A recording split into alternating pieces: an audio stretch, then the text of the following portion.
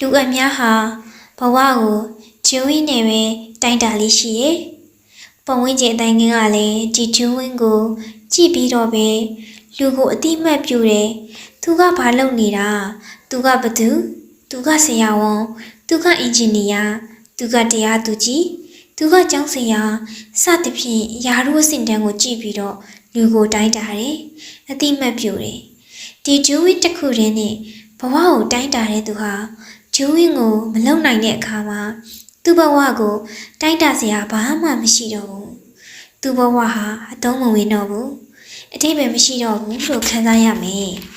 ။ဘီဂင်းဆိုတဲ့တရားအထုတ်မှုကိုလှုပ်သွားရင်းနဲ့ဂျူးဝင်းဆိုတဲ့စာဝင်နေရင်လူမှုရေးအလုပ်တွေပါလှုပ်သွားနေရမယ်။ဒီတစ်ခုကိုခွဲပြီးတော့မထားသင့်ဘူး။အဲ့လိုဘီးရင်နဲ့နေသွားရင်းနဲ့ကိုဂျူးဝင်းလှုပ်သွားတဲ့သူဟာသူ့လုပ်တဲ့ကိစ္စတွေဟာ